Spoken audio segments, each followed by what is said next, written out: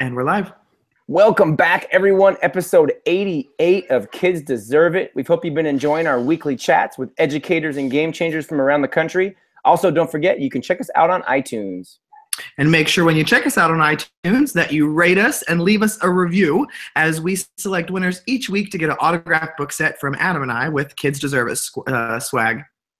Also, don't forget, you can join us for our weekly Kids Deserve It chat on Wednesdays at 8 p.m. Central Time, 6 p.m. Pacific Time. This week, we got another great guest, but first, we want to introduce ourselves. I am Adam Welcome, Director of Innovation in the Bay Area of California. I'm Todd Nesloni, Elementary Principal in Navasota, Texas, and our special guest this week is Don Wettrick. Don, thanks for being here this week. Excited. We want to remind our viewers to participate on social media using the hashtag KidsDeserveIt. Whether you're watching live or the recording later, we always love to see what sticks out to you. So, Don, we got some questions for you, man. So for those that don't know about you, tell us about yourself. Father of three.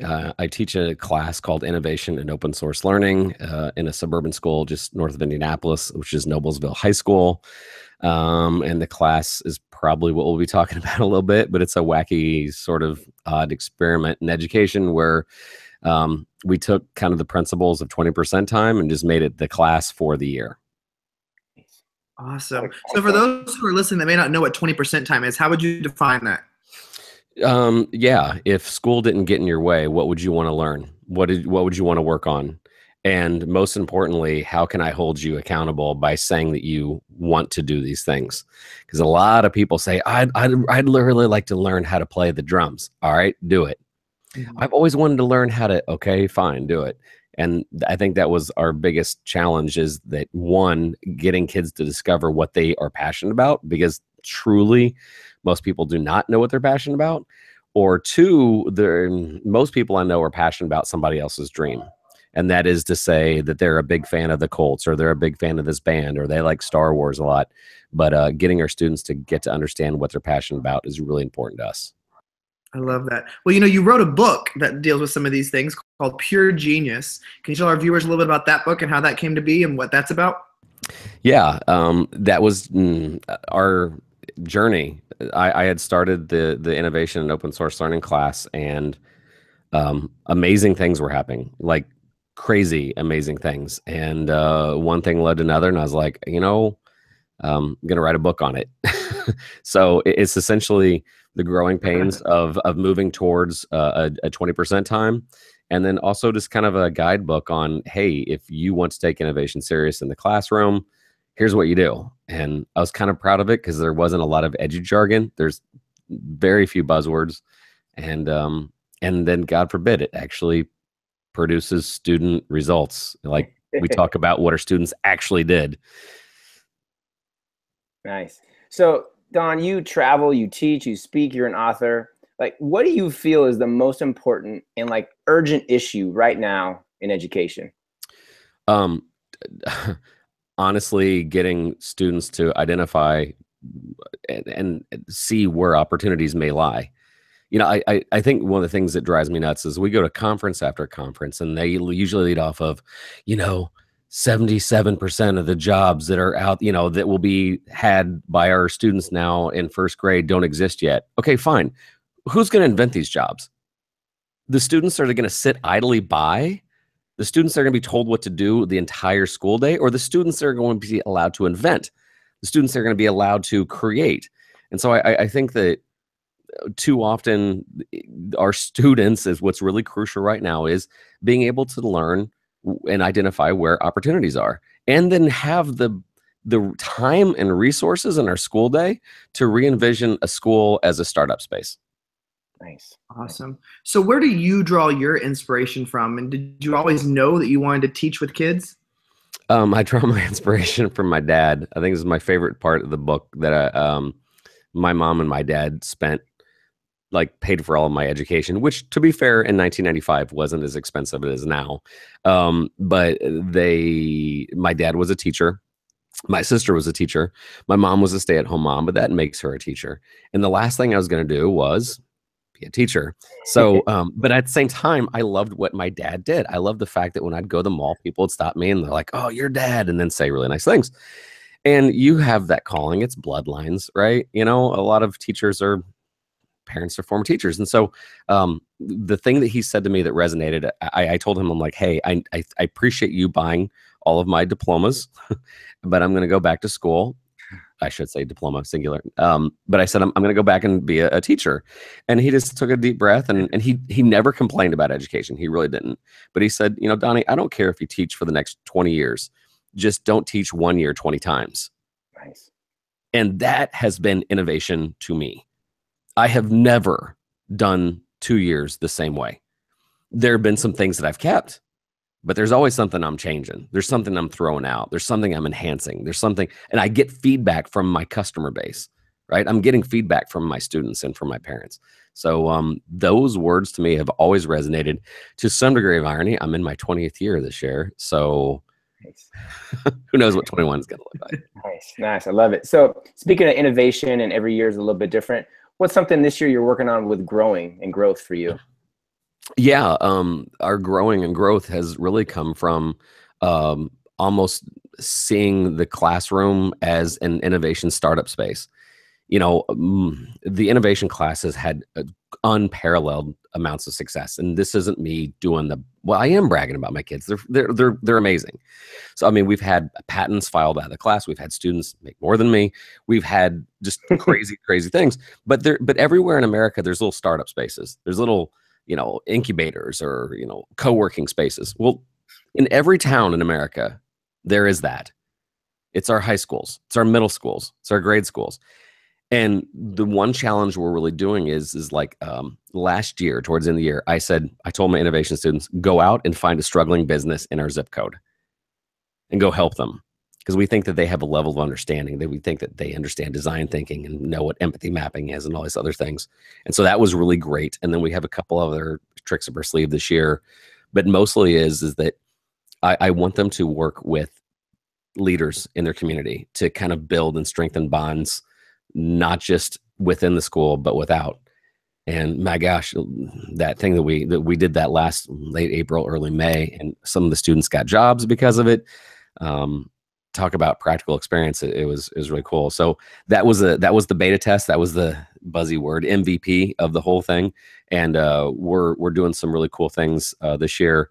Matter of fact, just for the heck of it, we did that as a challenge. We had, I think, 35 different schools sign up, and we took them through, and actually next week is the end, but we took them through like a 4-week global innovation challenge. And the capstone of it is that they're going out into their communities and solving small problems with local entrepreneurs.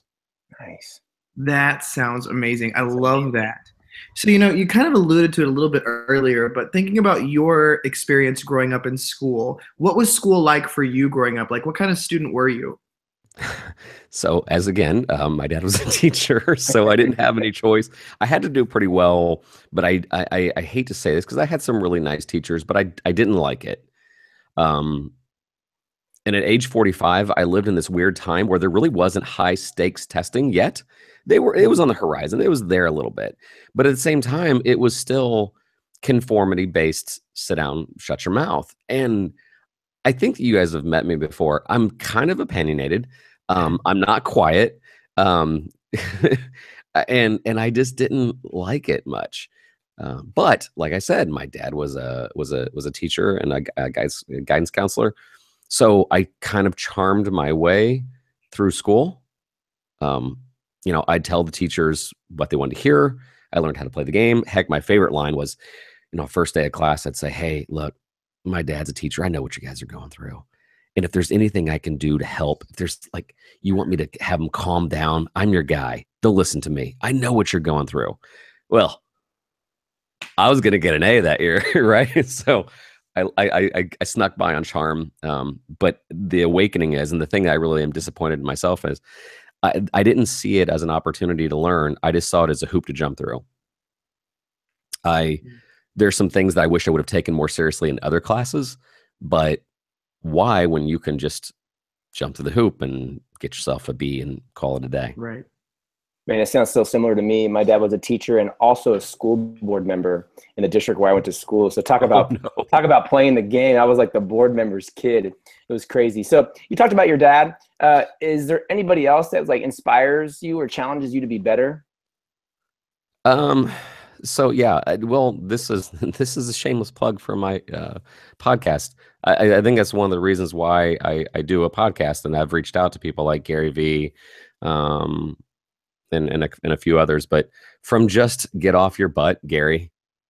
Um, he's one that has kind of motivated me in some good ways and some frustrating ways. Dan Pink is another one that, like, his thoughts 7 years ago have been kind of an inspiration. But I'd say one of my, and I'm just so blessed to know her and still actually, and she just rebranded her book. But Tina Seelig, Stanford University, really helped me get my start, and she is a whole lot of wonderful. Her book Creativity Rules actually I think comes out next month, and anything she's written, she's amazing. Love her to death. Nice. I love that. So, Don, we all have those days that are rough that we just don't even want to get out of bed. We don't even want to do it. When you're having one of those kind of days, what do you kind of do to kick your butt into gear? So this is shameless. I don't have those days. I mean, first of all, come and visit, because it's so fun to be at times the dumbest person in the room. There's so many different things going on in my classroom where every day I'm like, oh my gosh, how you doing that? Or how can I help? It's exhausting, but every like the innovation open source learning class, there is no the same day ever, ever. Because if they're in this phase of their project, or they're going to scrap it, or what was the reflection process like, or what did what kind of pivot are you going to make? So I think the kids' success motivates me. Now, that is not to say that I don't have frustration. Matter of fact, my biggest frustration, and hands to God, I just took this phone call 15 minutes before air.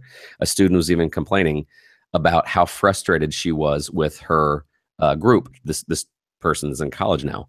My biggest frustration is, in her conversation to me, was when people don't do.